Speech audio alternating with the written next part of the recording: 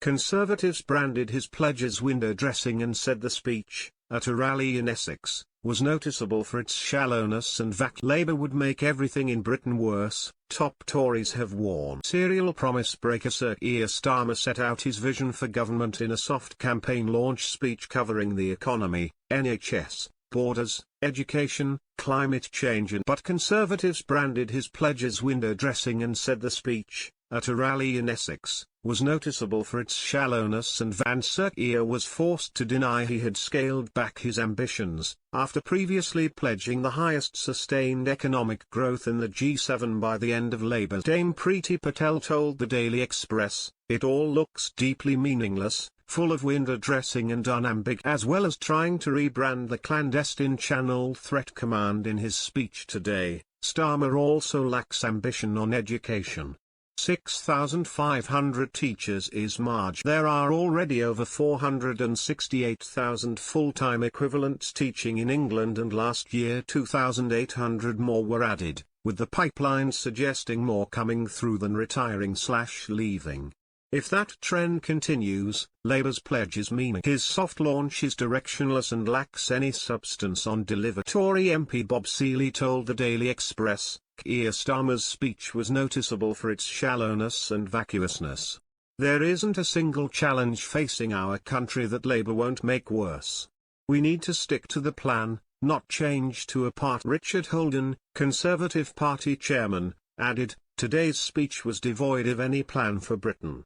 Sir Keir Starmer is a serial promise breaker who doesn't have the courage or conviction to stick to a single pledge he has ever made. Just look at his last pledge card, which he abandoned the second. His unfunded spending, higher taxes and amnesty for illegal migrants would take Britain back to square. Rishi Sunak and the Conservatives are sticking with the plan to build a brighter future for British families, with inflation down from 11.1% to 3.2%, the economy growing and £900 back in hard-working people's pockets, as well as a fair immigration system with boat crossings. The Labour leader, at a rally in Essex, unveiled a pledge card with the 6 first steps his party would take if it. The steps include measures to invest in the NHS, education and policing, to set up a new national energy company and an elite border force, and to promote economic stability. Labour said it would cut NHS waiting lists by introducing another 40,000 appointments every week, deliver economic stability and recruit 6,500 more teachers.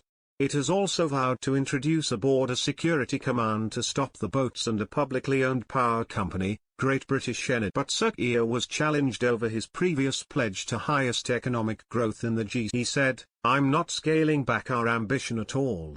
The way I've set this out, it's a strategy I've been operating to for 4 years, which is a strategy which was first to recognise the scale of the defeat of the Labour Party at the last general election, the worst defeat since 19. Stage 1 was change the Labour Party. Turn it inside out, facing the country and serving. Next stage, expose the government as incompetent. The next stage. What are your big ideas for the country? This is not reducing the missions. It is to say, what is the first down payment on the delivery of those missions? What are the first steps? We're not reducing the mission.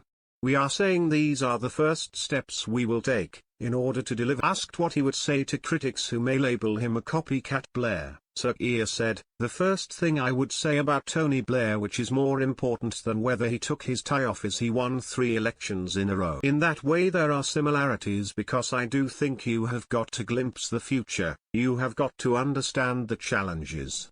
But it is not copycat because we are now 27 years on from 1997.